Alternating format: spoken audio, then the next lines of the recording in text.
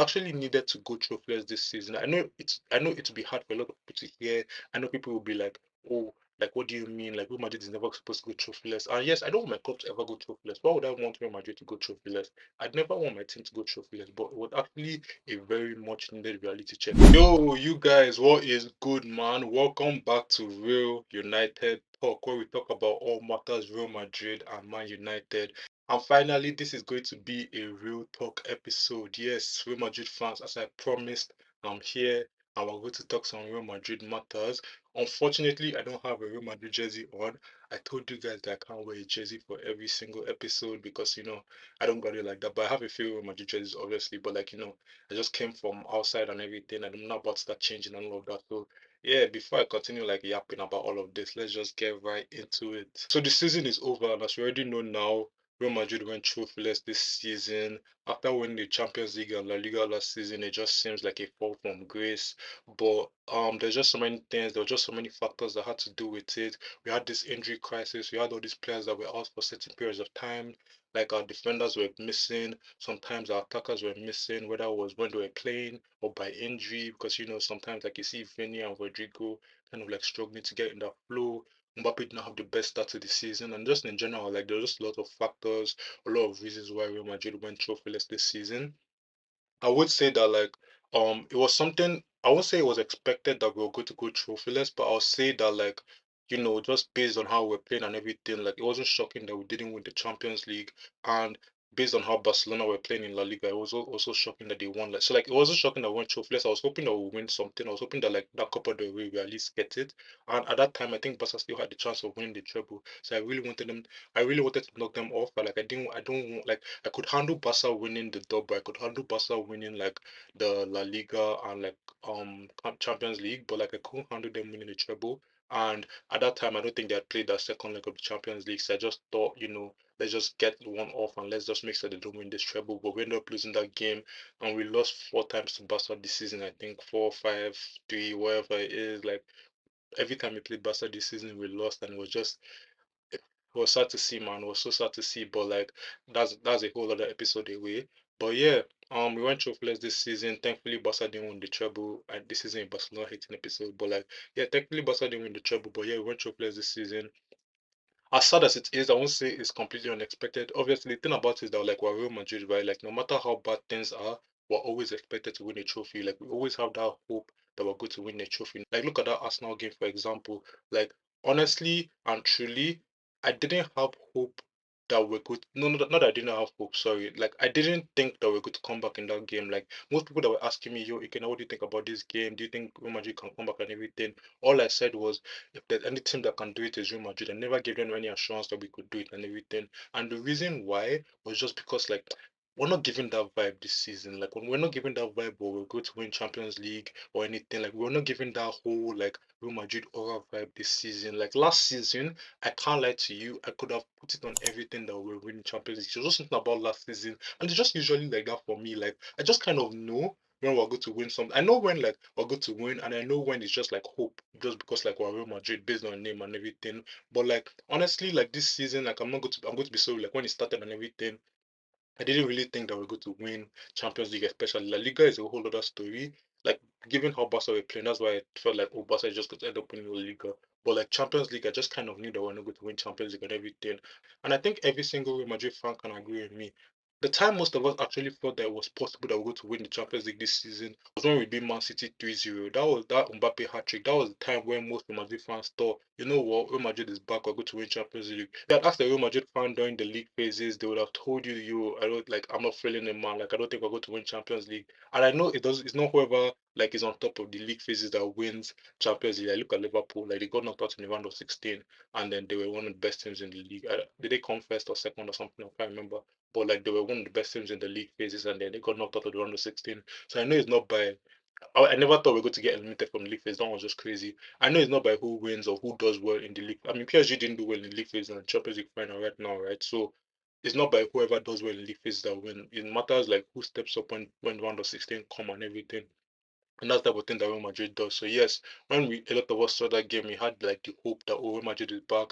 We have our aura back and we're going to win Champions League. But on a real, like after Arsenal beat us in the first leg, like there was just like I barely had hope. Like obviously, like there was still like the hope. There was still like, oh, the Real Madrid, the Real Madrid, but I was not pushing the agenda just because like I just know who we are this season. I know my club. I know when we're doing good. I know when we're not doing so good. So like yeah, I didn't think we are going to come back, and we didn't come back.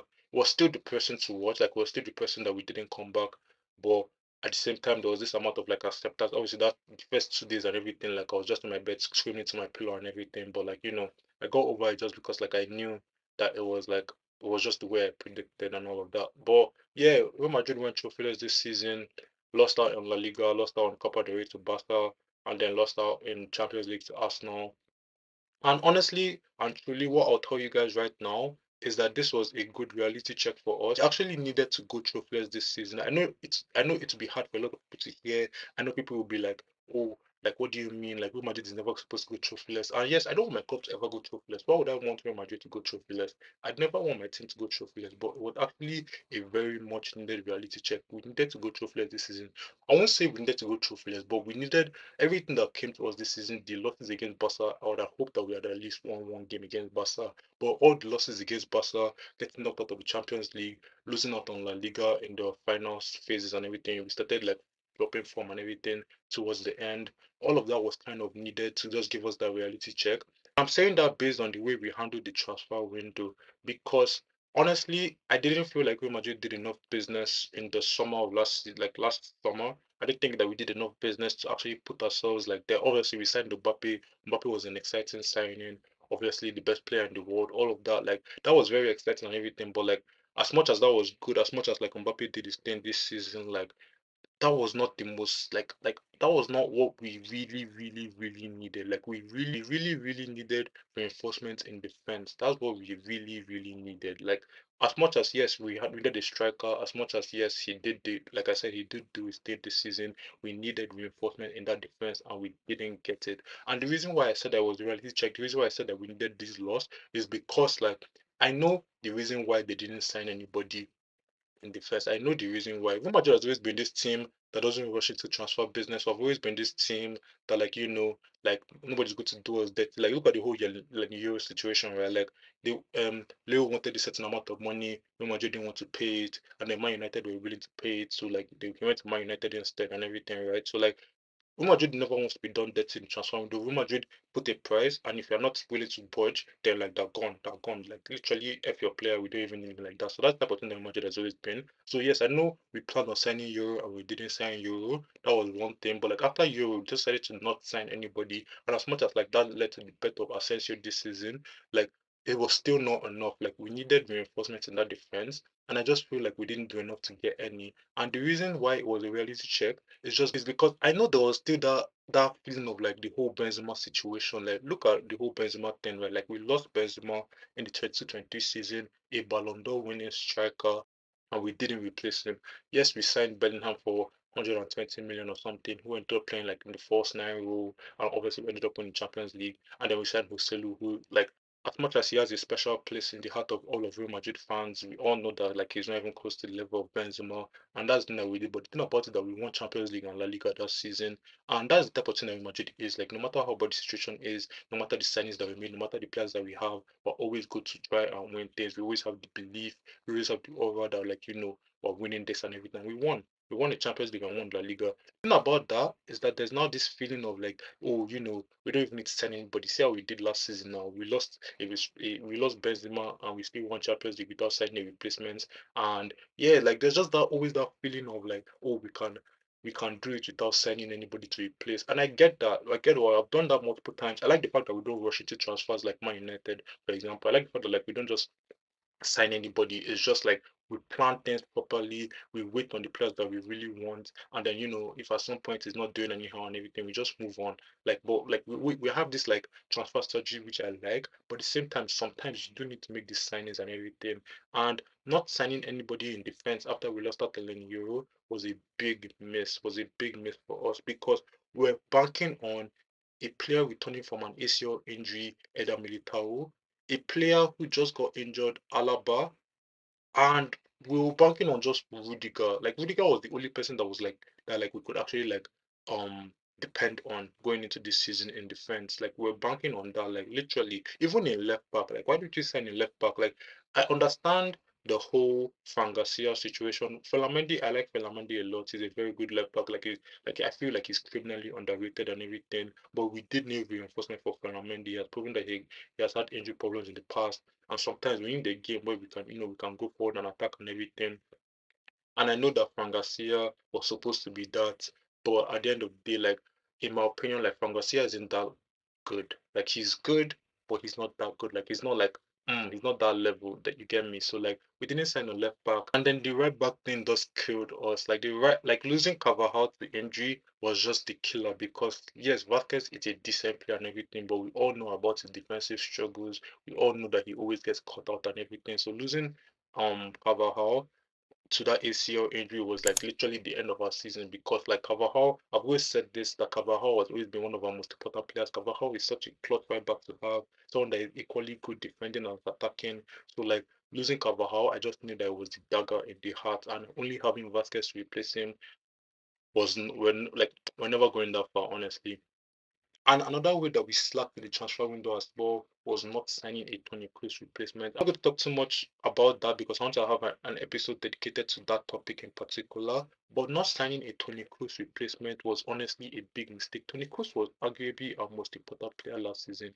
I don't want to say arguably, I want to say that Tony Cruz was our most important player last season. As much as, oh, you had your Vini, who was the Ballon d'Or contender, you had your Bellingham, you had your Valverde, as much as we have all these young guns and everything, Tony Kroos was the glue. He was the guy keeping the team together. See, Tony Kroos was that middle piece in your puzzle. Tony Kroos was the finishing piece in that puzzle. And the thing and then he left, he announced his retirement, and we didn't sign a replacement for him. As much as we have a lot of quality midfielders in our midst right now, as much as we have your Bellingham, your Valverde, your Camavinga, your Tchouameni, as much as we have all of that, we did need a Tony Kroos replacement. We needed that type of player that who could control the tempo and all of that. I don't want to get too much into it, but like there's just so much that goes into it, and I just like when Cruz announced his retirement and us not replacing him was just like it wasn't it because I knew that Modric was kind of like done. Like I knew that Modric wasn't going to be getting the amount of game time that Cruz was getting last season because Modric is a lot older than Cruz was.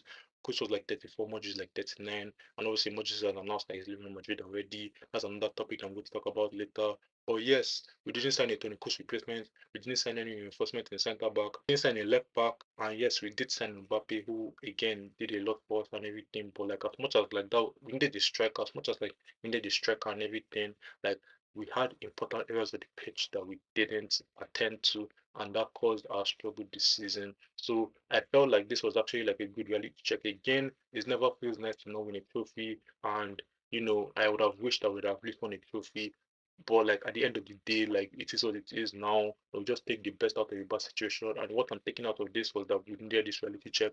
Our board needed this reality check. Look what we're doing right now in transfer window. Look at all the signings that we're trying to make already. Obviously, I know part of it is due to like the whole new manager situation and everything. But at the end of the day, part of the reason is that like we went through place this season and don't want to have that again next season, especially with like a new manager and all of that. So like they're going to give him what he asked for. And look at how all the signings that were made have been in defense. Like look at that. Like every single signing that we're about to make is in defense. So you just know that they knew that defense was one of our major areas of struggle. So yes, thankfully we have this reality check, and thankfully look at it, they actually try to like atone for their errors and everything. So yeah, it's interesting to see what Real Madrid do in transfer window, and interesting to see how we'll handle next season. Obviously, the Club World Cup is coming up. That's a very important tournament. We'll try and have an episode about that as well. But yes, Real Madrid did need to go through players this season in order to have that reality check. But yeah, that's the end of the episode. Thank you for everybody that showed up. I really appreciate it. I'm gonna try and stay consistent, balance out my time, try and make sure that I'm putting out episodes and everything. And I just hope to see you guys again. It's very nice talking to you guys. It's always nice talking about football, and it's nice to have a platform to do that as well. Hopefully you guys enjoyed the episode. And yeah, I hope to see you guys again next time. Peace.